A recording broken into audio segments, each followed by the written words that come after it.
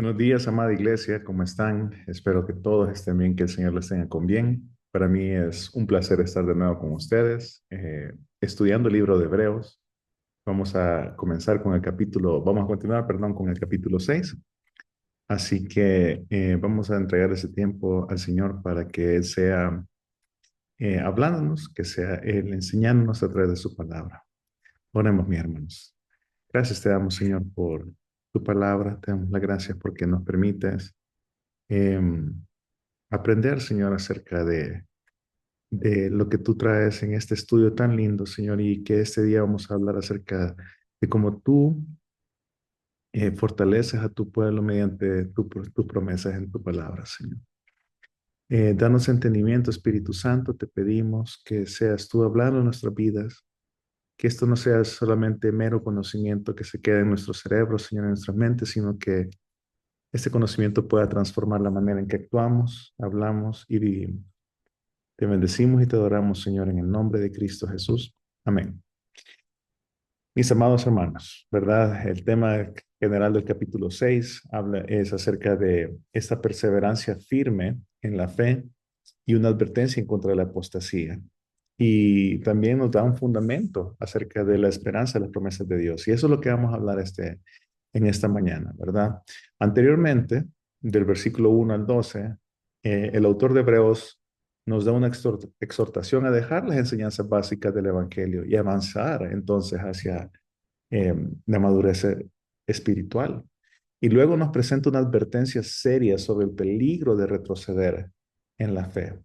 Pero inmediatamente nos añade ánimo. En el versículo 9 al 12 nos dice que Dios conoce nuestra fidelidad y no olvida nuestras obras.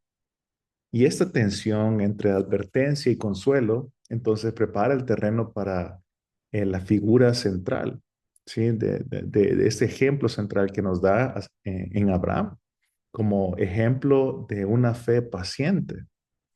Así que a medida que nos adentramos dentro del capítulo 6 en el versículo 13 al 20, eh, vemos que el propósito del pasaje de esta sección es retomar esa enseñanza principal, ¿verdad? De fortalecer la esperanza del creyente mediante promesas que no cambian, promesas inmutables de Dios, que son selladas, son marcadas con juramento y que se cumplen en Cristo Jesús, quien es nuestro sumo sacerdote eterno. Así que primeramente, en el capítulo que vamos, en la porción que vamos a estudiar esta mañana, vamos a ver del versículo 13 al 18, esa promesa y juramento que le dio, juramento que le dio Dios a Abraham. Es que Dios llamó a Abraham con una promesa irrevocable y juró por sí mismo Dios, porque no había alguien mayor que él por quien jurar. Y luego repite su determinación con un juramento, sellando entonces la firmeza del pacto que hizo con Abraham. Y estas dos realidades, tanto la promesa y el juramento, son dos cosas inmutables que hacen imposible que Dios mienta. Y entonces se convierten en una base segura para nuestra esperanza en el Señor. Y en segundo lugar, entonces, vamos a ver en el versículo 19 al 20 esa esperanza que ancla nuestras almas.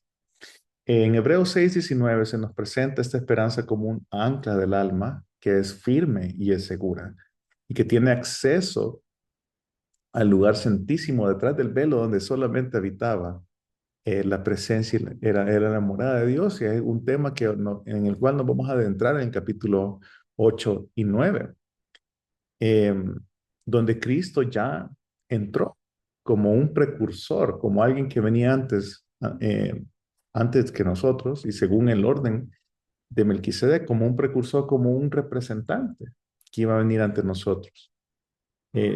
Sumo sacerdote, como lo hemos estado viendo, que es del orden de Melquisedec, porque Jesús garantiza la seguridad eterna, la salvación eterna de aquellos que han confiado plenamente en Él. Así que eh, esta exposición entonces prepara el camino para retomar el tema del sacerdocio en Cristo según el orden de Melquisedec que vamos a ver en el capítulo 7. Y además destaca que el autor no está usando un ejemplo ético o moralista solamente, sino que nos muestra que la consolidación cristiana, la firmeza cristiana, no descansa en nuestra fidelidad, sino en esa fiabilidad, en esa garantía del pacto que Dios ha hecho con el hombre. Y esa fiabilidad se manifiesta en que Dios juró por su propio nombre. ¿Sí? Todas estas promesas dadas a Abraham. Y eso es lo que vamos a hablar un poco en esta mañana, ¿verdad? Así que vamos a ver cómo entonces Dios nos da un ancla firme para nuestras almas. Esa esperanza segura en las promesas y el juramento de Dios. Ahora yo les voy a poner un ejemplo. Sí, imagine un barco en medio de una tormenta en el mar. El cielo está oscuro, el viento golpea con fuerza y las olas azotan el casco. Y en medio de ese caos, el capitán entonces ordena, lancen el ancla. Y el ancla cae entonces en el mar y se hunde y se aferra al fondo del mar. Y aunque las olas siguen rugiendo, moviéndose, el barco se mantiene firme. Y es que así es la vida cristiana, mis amados hermanos. En un mundo en donde enfrentamos tormentas como enfermedades, persecución, dudas, inseguridades, pecado, tentaciones. En ese contexto necesitamos algo que nos mantenga firmes. Y el autor de Hebreos, escribiendo a creyentes que eran judíos, convertidos, ¿sí? Que estaban tentados a abandonar su fe en Cristo y regresar al judaísmo. El autor nos presenta la esperanza cristiana que todo cristiano debe tener como un ancla segura y firme para el alma. Entonces, al final, en Hebreos 19:20 nos dice la cual tenemos como ancla del alma una esperanza segura y firme y que penetra hasta detrás del velo, donde Jesús entró por nosotros como precursor, hecho sumo sacerdote para siempre según el orden de Melquisedec. Mis amados hermanos, este pasaje no solamente es teología, sí, abstracta, sino que es medicina para toda alma cansada. Miren cómo John Owen lo explica así. Dios, al confirmar su promesa con juramento, nos da la más fuerte garantía posible para que nuestra fe se asiente en roca firme y tengamos un consuelo inamovible. ¿Sí? Dios, al confirmar sus promesas con juramento, nos da la más fuerte garantía posible para que nuestra fe se asiente en una roca firme y tengamos un consuelo que no se puede mover, inamovible. Así que hoy vamos a recorrer estos versículos en tres grandes movimientos, ¿sí? Del 13 al 15, Hebreos 6, del 13 al 15, que nos habla acerca de la promesa de Dios y que es garantizada por su juramento. De ahí tenemos del versículo 16 al 18, en donde se nos habla del propósito de Dios de dar consuelo a sus herederos.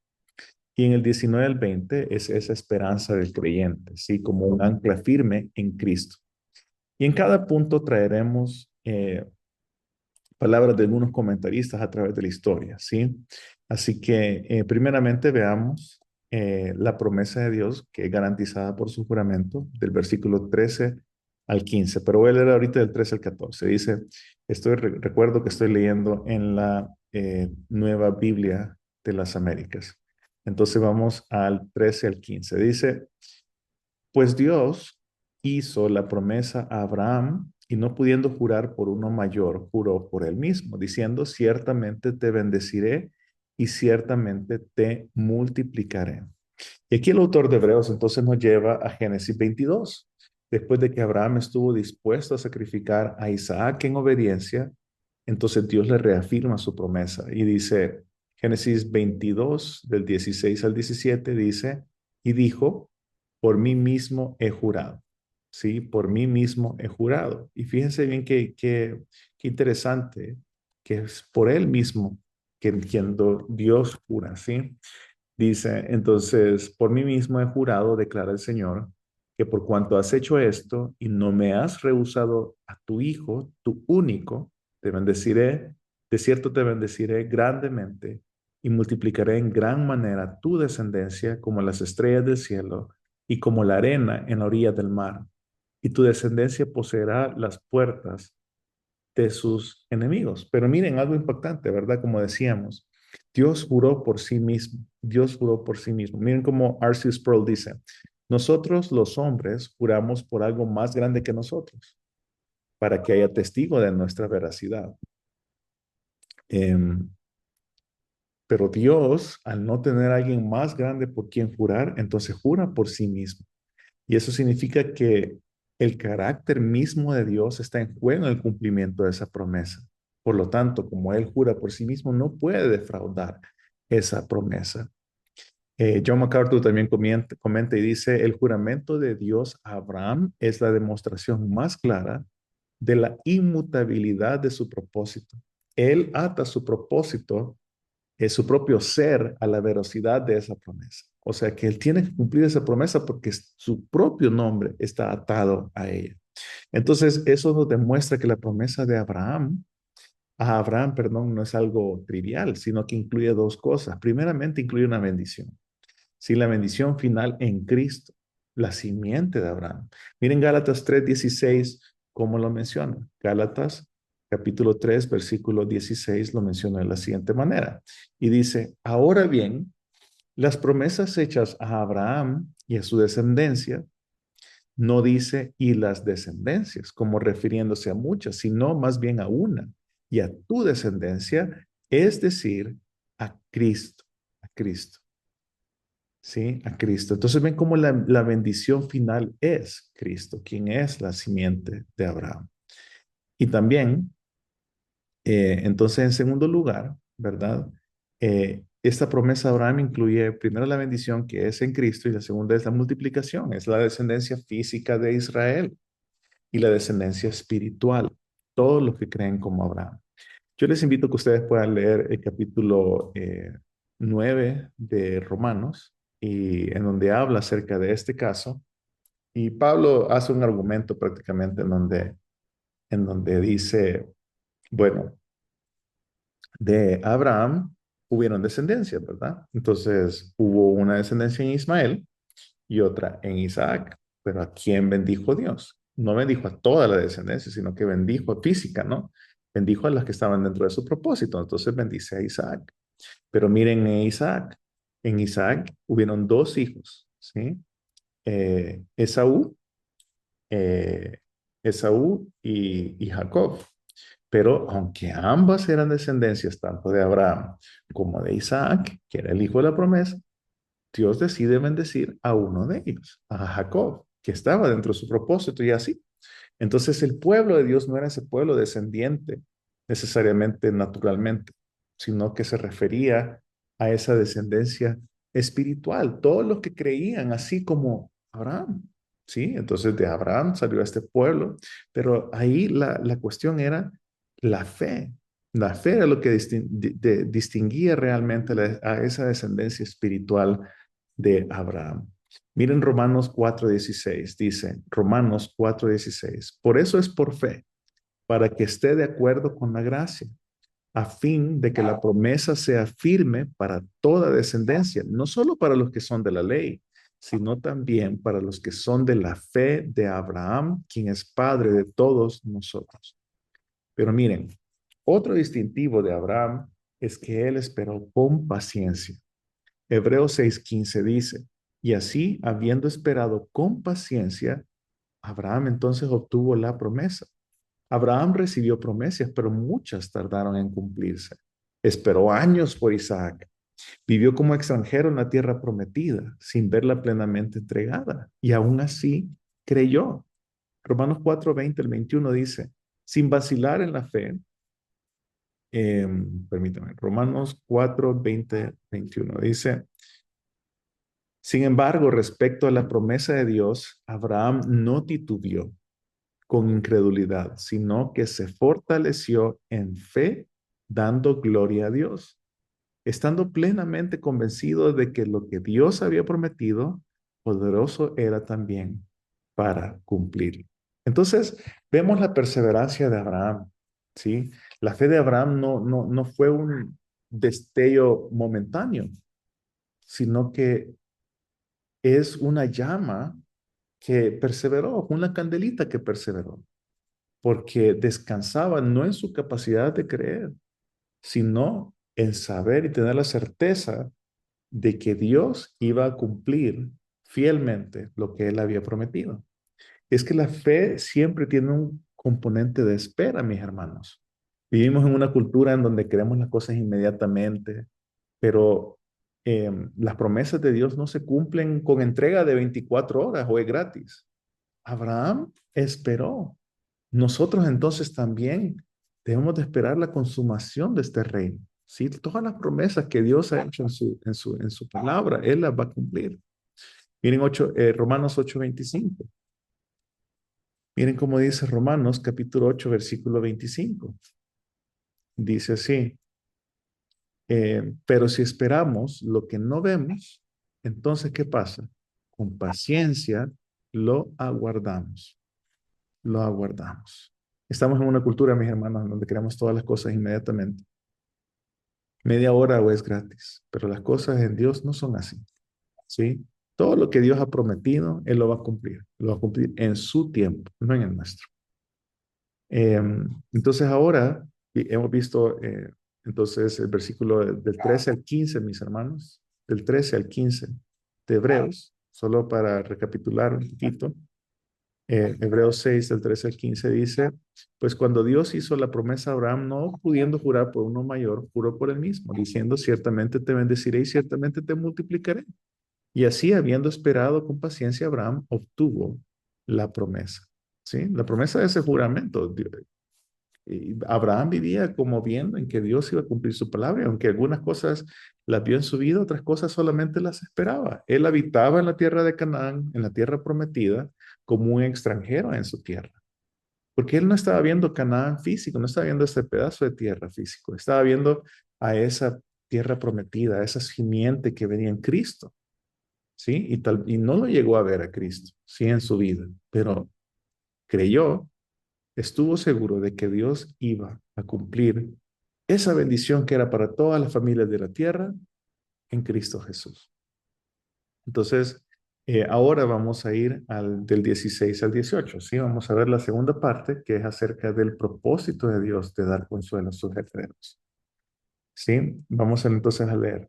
Dice, por lo cual Dios, deseando mostrar más plenamente a los herederos de la promesa la inmutabilidad de su propósito, interpuso un juramento, a fin de que por dos cosas inmutables, en las cuales es imposible que Dios mienta, los que hemos buscado refugio seamos grandemente animados para asirnos de la esperanza puesta delante de nosotros.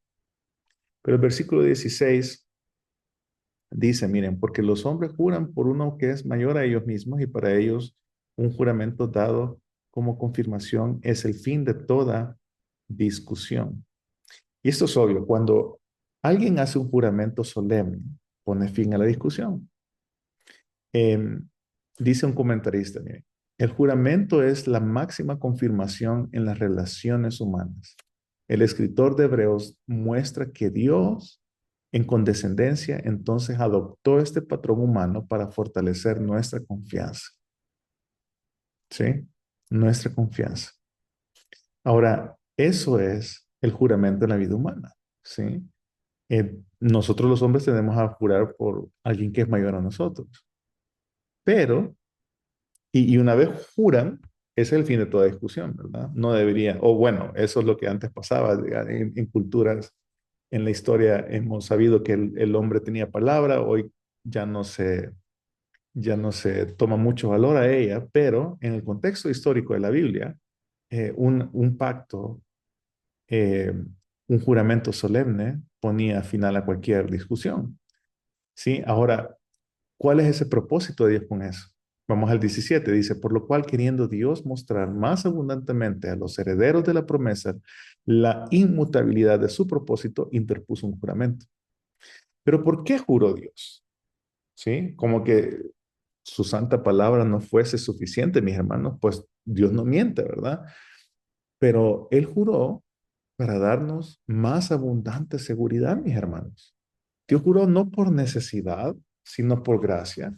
Lo hizo para eliminar cualquier duda de nuestros corazones y darnos el mayor consuelo posible. Miren como John MacArthur dice también de esto. El juramento de Dios es para nuestro beneficio. Él sabía que necesitábamos seguridad, así que nos la dio doblemente. Nos dio una promesa y nos dio un juramento. Y esas son, vamos a entrarnos a las dos cosas inmutables, ¿sí? Entonces dice el 18, a fin de que por dos cosas inmutables en las cuales es imposible que Dios mienta.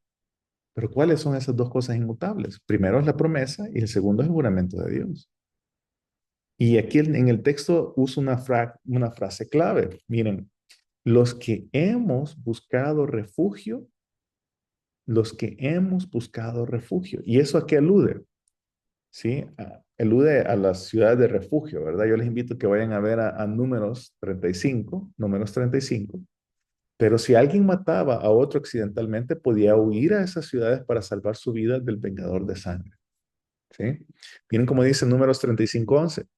Designarán ciudades para ustedes que sean sus ciudades de refugio, para que huya allá el homicida que haya matado a alguien sin intención, ¿sí? Que lo mató accidentalmente. Miren cómo R.C. Sproul comenta acerca de eso. Dice, el autor compara la esperanza cristiana con huir a una ciudad de refugio. Cristo es ese lugar refugio. Entonces, mis hermanos, si hemos corrido realmente a Cristo, estamos refugiados ahí. Y nuestra vida entonces está escondida en Cristo, como dice otro pasaje de las Escrituras, ¿sí? Pero dice, pero por lo cual deseando mostrar más plenamente a los herederos de la promesa. ¿Quiénes heredan esa promesa? Si esa promesa solamente se hereda por la fe, ¿sí? Se hereda por la fe, porque la promesa también de Abraham, y una de las cosas de Abraham, una de las cualidades o características, o lo que lo caracterizó, fue que le creyó a Dios. Y dice en las escrituras que por eso que Dios entonces le tomó por justicia. Entonces todos sus herederos, todos sus descendientes espirituales tienen este distintivo. La iglesia, todos los que forman parte de la iglesia, los verdaderos cristianos tienen este distintivo, creen a Dios. Si creen a Dios, entonces Dios en el 17, deseando mostrar más plenamente a esos herederos de la promesa la inmutabilidad de el hecho de que su propósito no cambia. Entonces interpuso un juramento.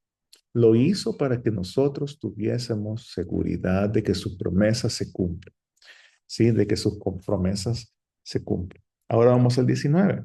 Dice, en el 19 dice, eh, bueno, y en el 18 dice, a fin de que por dos cosas inmutables, cuáles su promesa y su juramento, en las cuales es imposible que Dios mienta, los que hemos buscado refugio, seamos grandemente animados para asirnos, ¿sí? Para darnos fuerza, para darnos ánimo de la esperanza puesta delante de nosotros. ¿Cuál es esa esperanza? ¿O quién más bien es esa esperanza? ¿Sí? Veamos el 19. Hoy sí, veamos el 19. La cual tenemos esa esperanza como ancla del alma, una esperanza segura y firme y que penetra hasta detrás del velo. Y aquí hay una gran metáfora, mis hermanos. ¿Sí? La esperanza es un ancla. La esperanza es un ancla. Y es un ancla que nos ancla a la tierra. Sí, perdón, que no nos ancla a la tierra, sino que nos ancla al cielo. No estamos anclados aquí abajo, mis hermanos, en este mundo, en esto que va a desaparecer, porque si no estuviéramos construyendo sobre la arena, como Cristo lo decía, sino que estamos anclados hacia arriba. El ancla, mis hermanos, es invisible, pero nos sostiene. Y así es la esperanza. No vemos todavía el cumplimiento de ella, pero nos mantiene firmes, nos mantiene firmes. Entonces, ¿dónde está anclada nuestra esperanza? Y el texto, miren lo que dice el versículo, ¿sí? El versículo dice, tenemos como ancla del alma una esperanza segura y firme y que penetra hasta detrás del velo. Así como el ancla de un barco penetra la superficie del mar y va hasta el fondo, nuestra alma, ¿sí? Esta esperanza penetra detrás del velo. Y esto nos lleva a que entonces recordemos la imagen del tabernáculo o del templo, ¿sí? Detrás del velo estaba el lugar santísimo, estaban los atrios en donde llegaba toda la gente a ofrecer sacrificio, estaban el lugar santo donde ministraban los sacerdotes y el sumo sacerdote estaba, era el único que podía traspasar el velo que existía entre el lugar santo y el lugar santísimo, donde estaba el arca y se hacía se celebraba el día de la expiación, ¿sí? El Yom Kippur, que celebraban los judíos. Pero lo que quiero referirme es de que ahí en el lugar santísimo habitaba la presencia misma de Dios. Entonces, ¿qué es lo que está diciendo el autor? Que nuestra ancla penetra y está anclada ¿dónde? En la presencia misma de Dios, en Dios mismo. Detrás del velo estaba el lugar santísimo, como les decía, donde solo el sumo sacerdote entraba una vez al año. Y ahora nuestra esperanza, dice, está allí, en el mismo cielo, en el mismo trono de gracia. Miren Levítico 16:2 lo que dice. El Señor dijo a Moisés, di a tu hermano Aarón que no entre en cualquier tiempo en el lugar santísimo detrás del velo, delante del propiciatorio que está sobre el arca, no sea que muera, porque el que aparecerá en la nube sobre el propiciatorio. ¿Sí? Entonces nuestra ancla está firme en Cristo. ¿Qué pasó cuando Cristo murió? En los evangelios nos da una historia en que el velo se rompe, mis hermanos. Eso quiere decir que esa ancla pasó y ahora estamos anclados en la presencia misma de Dios. Estamos refugiados en la presencia, en Dios mismo, perdón. Ahora pasemos a Hebreos 6:20, donde Jesús entró por nosotros como precursor, hecho sumo sacerdote para siempre, según el orden de Melquisedec. Y aquí está el fundamento de nuestra esperanza, que Jesús ya entró por nosotros como nuestro representante. Es un precursor, o sea que es alguien que abre camino para que otros le sigan. El sumo sacerdote levítico entraba una vez al año, mis hermanos, pero no como precursor. Cristo entró una vez y para siempre, y entonces para que nosotros le sigamos. Cristo no solo está en el cielo, mis hermanos, está ahí por nosotros, garantizando que llegaremos ahí, que todos los hijos que han de ser adoptados por Dios tengan esa adopción, ¿sí? Ahora, vemos algunas aplicaciones prácticas, mis hermanos. Primeramente, esto nos tiene que dar la certeza que podemos y debemos confiar en Dios, ¿sí? Porque todas las promesas que Él hizo de que Él nos iba a salvar, que nos iba a hacer hechos y nos iba a adoptar como hijos, que nos iba a justificar, ¿sí? Todas esas promesas que están en las palabras, mis hermanos, Él no solamente las promete, las cumple, ¿sí? Dios no es un hombre para que mienta, ni un hijo de hombre para que se arrepienta. Lo ha dicho él y no lo hará, ha hablado él y no lo cumplirá. Eso es lo que dice en Números 23:19.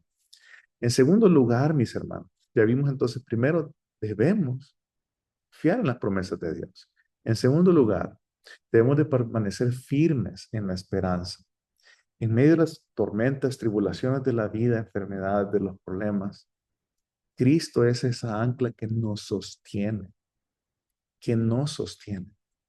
Quiero que vayamos a Colosenses capítulo 1, versículo 5, que dice, a causa de la esperanza reservada para ustedes en los cielos. De esta esperanza ustedes oyeron antes en la palabra de verdad, o sea, el evangelio. El evangelio trae esperanza, es esa ancla que nos mantiene firmes, que ha perdonado nuestros pecados, que nos asegura la vida eterna, no por nuestras buenas obras, sino por Cristo Jesús, quien es nuestro representante y aboga eternamente por nosotros ante el Padre, y que nos ha dado acceso seguro y permanente a la presencia misma de Dios. Entonces, en tercer lugar, ¿qué nos queda, mis hermanos? Correr a Cristo como nuestro refugio, perdón. Solo en Él podemos tener seguridad en esta vida atormentada, llena de pecado, en este mundo que es injusto, ¿sí? Proverbios 18:10 dice, torre fuerte es el nombre del Señor, a él corre el justo y está a salvo. El justo, o sea, aquellos que forman parte, que han sido adoptados por Dios a través de Cristo Jesús, que se han arrepentido de sus pecados han sido perdonados por la cruz de Cristo. A él. Ellos pueden entonces correr y estar a salvo en el nombre del Señor. Entonces, en cuarto lugar, ¿qué nos deja esta enseñanza? Imitemos la paciencia de Abraham, mis hermanos. La fe espera y espera bien, sabe esperar. Miren Santiago capítulo 1, versículos 3 al 4.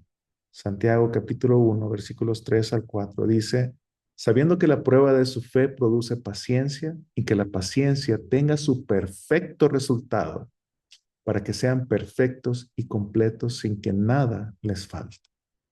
Un ingrediente de la fe, mis hermanos, es que sabe esperar, porque la espera nos perfecciona, nos hace irreprensibles y nos hace practicar la verdadera confianza en el Señor. En quinto lugar, mis hermanos, ¿qué nos deja esta enseñanza? Que adoremos al Señor con reverencia. Si Él juró por sí mismo, entonces eso nos debe llevar al asombro, a la gloria, a glorificar su nombre y vivir de acuerdo a su palabra. Más adelante vamos a ver cuáles son toda la parte de la adoración, sí, en capítulo de 9, en los primeros versículos. Pero mis hermanos, debemos de vivir vidas que sean dignas de ser llamadas cristianas. Vidas cristianas que vivan de acuerdo al modelo que está escrito en las Escrituras, mis hermanos. Miren, Salmo 111:9 dice, ha enviado redención a su pueblo, ha ordenado su pacto para siempre, santo y temible es su nombre. Y si nos acercamos al Señor, le hemos de tener como santo, mis hermanos, y como temible. Sí, Él nos ha dado la salvación, la vida eterna, y debemos de vivir vidas que sean de acuerdo a esta verdad. Ese es el mensaje para hoy, mis hermanos. Espero que el Señor les hable, les haya hablado.